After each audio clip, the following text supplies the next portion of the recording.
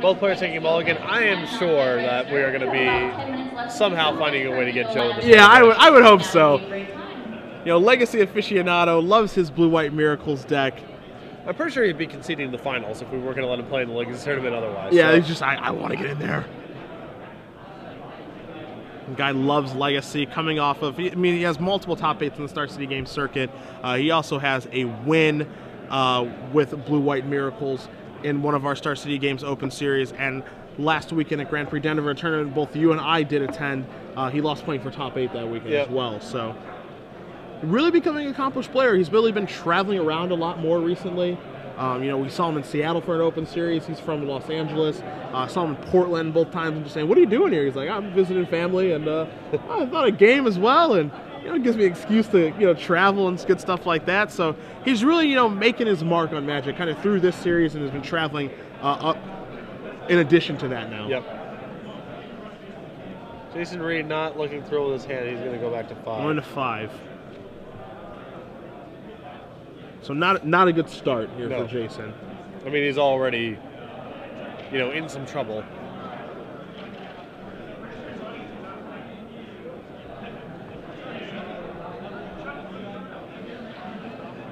And now it's, if our anticipation for Jason to have a real shot in the first game involved either a big bonfire or Angel Serenity, that becomes way more challenging on 5 cards. Yeah, that's going to be relatively tough to do. Just getting the right amount of mana.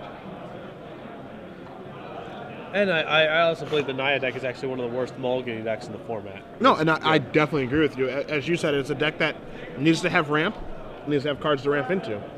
Yeah. And, if you're taking mulligans and decreasing your hand size every single time, it's just more unlikely that you're going to be able to do that. Yeah. And, it just reminds me of traditional ramp decks, honestly, where, ramp decks in the history of Magic, from what I've noticed, is they don't mulligan very well for the reasons that we outlined, and that you have to keep pretty shaky 6-card hands and kind of just hope that you get there because your effects are so redundant. Yep. Not all decks mulligan in the same way. I know this because I watched your Birthing Pod deck in the hotel room, Mr. Mountain, Gavany Township, white, green mana accelerators on turn 1, Hallowed Fountain deck. There's nothing that deck can't do. As we do see both players underway here, we have Rootbound Crag and Cavern of Souls. We're going to see a Farseek, so Jason, starting to get some things started as he searches out for a Temple Garden. And we'll get confirmation for you guys what that Cavern of Souls is naming. My best guess is going to be Human. But it is Angel, which proves yet again. Your second best guess would have gotten us there. That's right. I hope.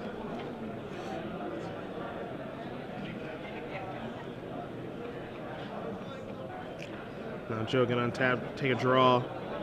Maybe we'll see a mulch, but he does have Faithless Looting in his hand. Perhaps a Grizzly Salvage. That Overrun Coon. Going to come to play untapped here. Going to knock himself down to 18.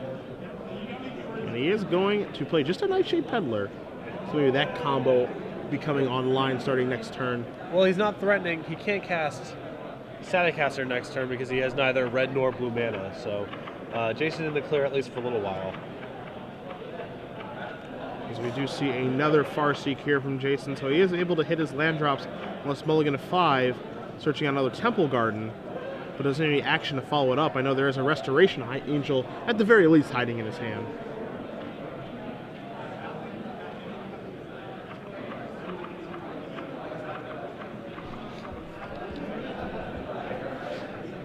And Jason with no follow-up. Peddler gets Joe on the board here.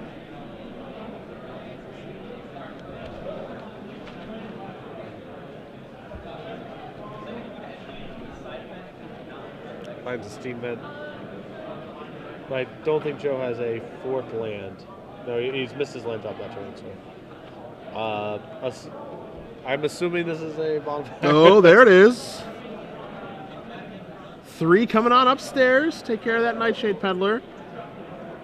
Once you've paused that long, it doesn't even matter if the play's right anymore. It's just, I gotta cast it now. Yeah, it's about that time. So you do see Joe take a draw step, and looks like he draws a mulch. Pretty good when you're stalled on lands, and your opponent's not up to very much. And mulch it is going to be. So he's going to reveal a Angel of Glory's Rise, an Unburial Rites, a Faithless Looting, And Nightshade Peddler. I mean, obviously Joe would have been thrilled to hit some lands there, but a lot of graveyard value and draw steps that he would not have wanted. Yeah. So. And now you are going to see a Faithless Looting here from Joe. Going to get him 2 deeper. Cavern of Souls, one of the cards he found. Huntmaster being the other one.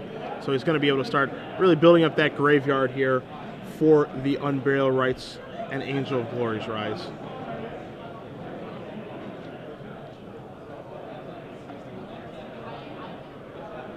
And you do see him discarding 2 Huntmaster of the Fells. So really setting it up here. Cavern of Souls is going to come into play. We'll get confirmation on what he's naming as Jason is going to untap and take his turn. Yeah, and this is like pretty much an ideal setup for Joe, just being under no pressure. Yep. So he can just make his graveyard as juicy as he wants. I mean, I think we're just going to get Burial Rites right now, right? Yeah. There's no real risk with your opponent's installed lands. And this is your basic, they call this the value on Burial Rites. You know, it doesn't always have to be a combo kill, as we do see the trigger here from Angel of Glory's Rise bring back 2 Huntmaster of the Fells, a Nightshade Peddler, 2 of them in fact.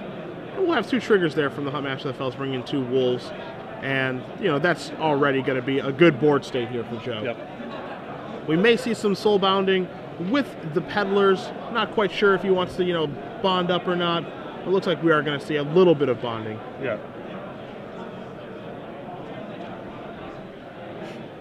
And there are your Wolf tokens. You see a Temple Garden. And on Joe's end step, we're going to see what looks to be a Restoration of Angel here from Jason. No, he's actually just going to hold that.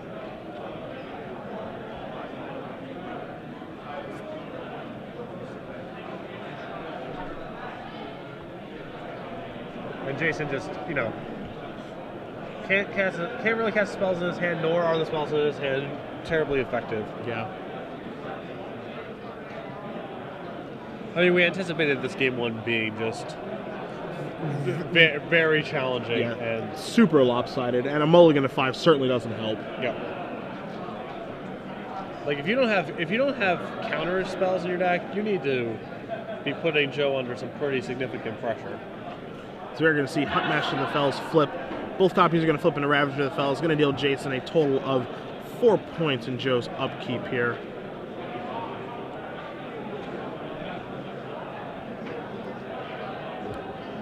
You see Joe take a draw step. Draws a second Cavern of Souls.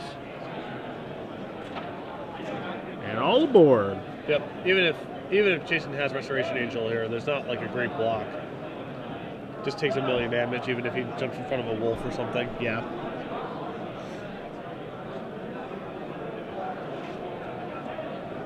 That's, you know, just a really a case of what's the worst that can happen here.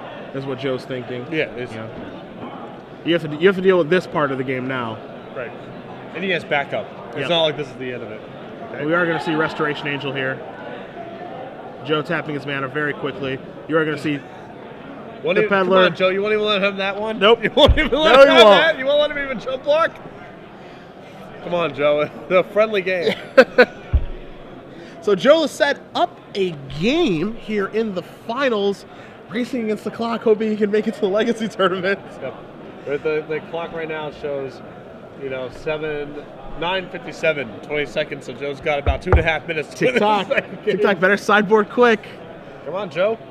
Well, we are going to cut back to the booth here for you guys. Cedric Phillips, Patrick Sullivan, and Patrick. It's time to give away a year of premium. Yes. So I hope. Do you have a? Are we gonna play America's favorite game? Name that Nephilim. Or are we gonna wait for a little later? I think it's. Oh, is his deck actually? No, he's 5 colors. He has 5 colors. Yeah. So. Is there no 5-color Nephilim yet? Not yet. Hopefully the next Commander product or whatever we'll have finally have, or the Nephilim Lord. I mean, whatever. Because we need one. Yes. So Joel Lossett up a game in the finals here. He is playing a human reanimator deck. What is the one non-human creature in the deck? The big Unburial Rites target, the ace in the deck that sort of gives the deck both a combo and a sort of super grindy control element to it. So for a year of SCGSD Games Premium, hashtag SCG Premium, or Yes, SCG Live. Hashtag SCG Live. Sorry, hashtag SCG Live, and one winner will be drawn. Hashtag SCG Premium. No, you were right. Oh, I was right. Yeah, you were right. It's early. Hashtag SCG Premium. It's early. It's not that early. Hashtag SCG Premium. Winner will be drawn for 1 full year premium. So name the big non-human creature in Joe Lossett's human reanimator. Here, I'm gonna lobby the softball. You ready? Did you play baseball? Here comes the softball. I played a little. Ooh, gone. Well, gone. I played a little bit of Little League. Just a little bit? Until I was like 11 or 12. Okay. You good? Played center and second base. Had a glove and some wheels. You have to be pretty good to play both those positions, I think. I was an athlete, and then I discovered Magic cards, and my athleticism immediately. Yes. Game as it were. The summer days of playing football out in the street for 6 hours were gone, you know? I used to play street hockey. Wow. Yeah. I did not know that was a thing. Street hockey on rollerblades. Wow. Yep. Can you believe it? No. Yeah. I cannot. We used to play baseball on tennis court with a tennis ball. So that was a lot of fun because there were a lot of home runs. A lot of ding-dongs. Yeah, a lot of ding-dongs. Used to play full court basketball. Sure. Just a little bit of football. And street hockey. We built goals, and then we would just block off the cul-de-sac. We'd play street hockey on rollerblades. And I was a goalie. So I wasn't the best rollerblader, but it's a pretty good goalie. Pretty proud of myself. I miss athletics. I do too. Yeah. Too much testing the mono red versus counterbalance or whatever. You really need to just know all the interactions instead of staying in shape. That's way more important. I know how to respond to a fetch line activation, but I can't run down the street anymore. So priorities. Anyhow, sideboard. Joe, against the rest in peace he's aware of, you would assume wants to de-emphasize his graveyard some amount. Yeah. I don't know if that means going as far as cutting Angel of Glory's Rise and Unburial Rites altogether. I'm not sure if he needs to go down a path that extreme, but I would assume that he wants his Rolling Templars, his Geist Honor Monks, and his Zealous Conscripts. Just good value plays. But again, I'm not sure if he needs to go as extreme as cutting, all of his graveyard elements. And maybe a little bit of shaving. Sure. Yeah. Is what can take place here. Normally, I don't advocate shaving. I feel like shaving is typically lazy sideboarding. Yes. You don't really quite know what to do. But I think this could be a situation where shaving is correct. Yeah. Whenever I hear someone, especially when someone's saying that they shaved out some cantrips, it's like you need those for your deck to function. Like you put those in there and cut lands, and it interacts with stuff. I just shaved out some ponders. It's like, that's a mistake. You're better off siding out lands. Yeah. Anyhow, we're on Jason's side. Take a look at Jason's side. You guys do see the sideboard on the screen. 3 copies of Rest in Peace, which are obviously going to come in. I think, of course, the 4th Bonfire of the Day, I'm going to come in and try to break up the Static Caster Peddler combo. Other than that, I mean, we could see maybe 2 copies of Zealous Conscripts come in to try to steal a win, 2 copies of Loxodon Smiter to try to give the beatdowns quickly to accelerate his clock. And then other than that, I don't really see anything else coming in. I mean, you can really tell here with how Jason built his deck. He is building his deck, as we've said many times over the course of this weekend, to beat certain decks. Yeah. And every deck that we've really come across this weekend throughout this is our 13th match, or excuse me, our 12th match we've put on, hasn't really had the necessary tools to fight this Reanimator deck.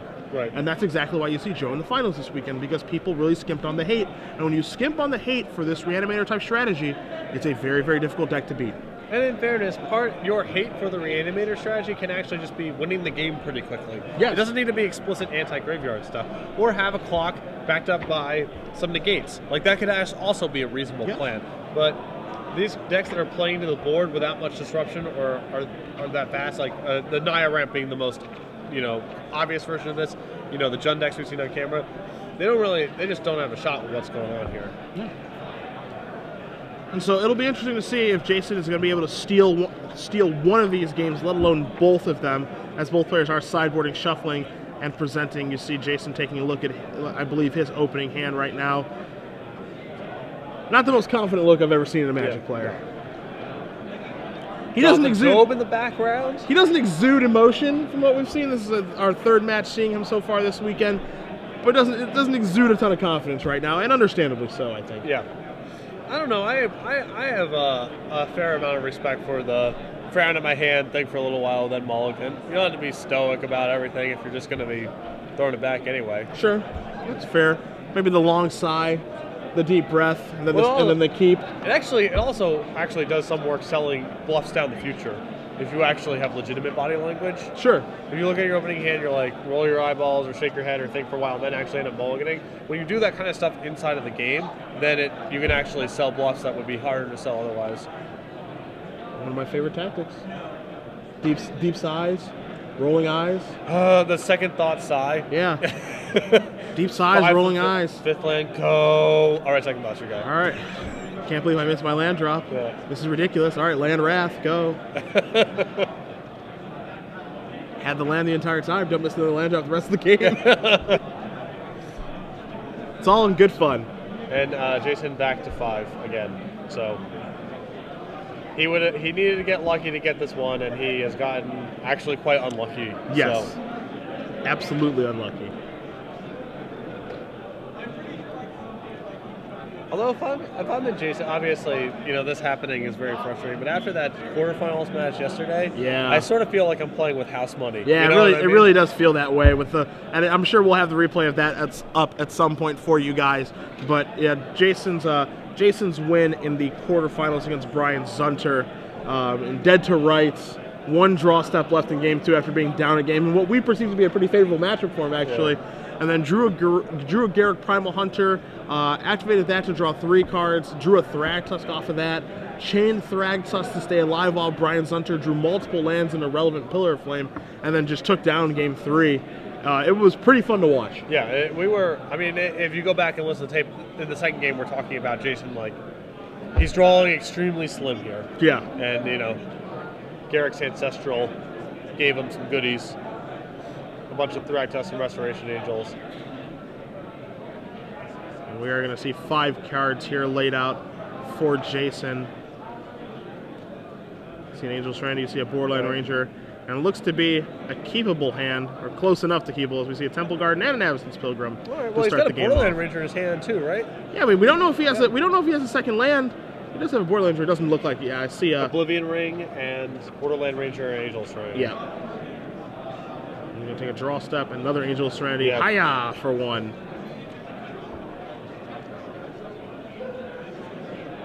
Joe gonna untap. He's gonna take a draw step. We'll see if Joe's gonna start getting the old engine online here. Clifftop Retreat, and we are going to see a Farseek. So he's gonna fix that mana right on up.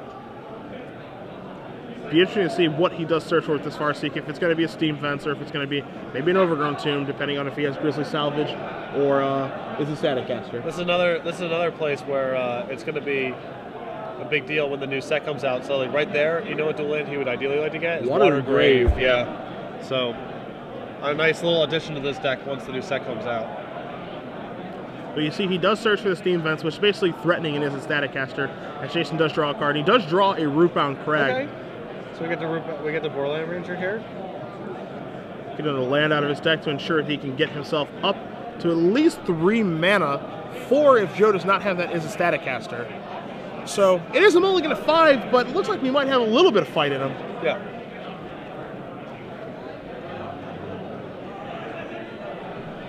Not terrible for 5 cards all considered. I mean, not the worst. His hand is a little too top heavy. I mean, he's got multiple Angel Serenities, unfortunately. Yeah.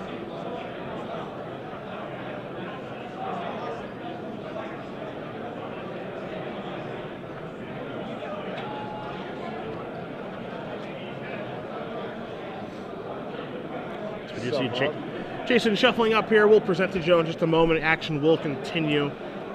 We got again. See what Joe's going to be able to follow up with here. As a Static Caster would be a backbreaker. Yes. So you draw step. Temple Garden, the draw. For the player meeting have been posted on 2 pairings boards. 1 up here in stage right, and 1 stage left. We are going to see Cavern of Souls into a Gold Knight Commander. Bang. Which we will bring up on the screen for you guys, because I don't think we expected to see that to be Joe's turn 4 play. Yeah. It is, yeah, that's not good. Although it does imply pretty strongly that Joe kept his reanimation strategy intact, right? Yeah, that's what it does feel like to me. But it also leads me to believe that he has a relatively weak hand. Or at least super. We're going to see Oblivion Ring take out the commander. Okay. This was a depressing couple of turns. Hey, whatever it takes when you're on Mold of 5. Yeah. Whatever it takes. Can't be too proud. As you do see the Golden Knight Commander, part of the hyper combo finish with Angel of Serenity here, along with all those humans coming back into play. Excuse me, Angel of Glory's Rise. But we are going to see a Huntmaster of the Fells here from Joe. And that's the 4-drop that I was expecting to see last turn. Yep. He might have been trying to set up a beat down for 4 right there. That's true. Yeah. That's true. So we do see a Restoration Angel here drawn for Jason. Another pretty fine draw. Looks like he's going to cast this right away. Make sure that Huntmaster of the Fells does not flip. Search out a land. It's not bad. Not terrible. Getting closer to Angel of Serenity, which he does have 2 copies of in his hand. Yep.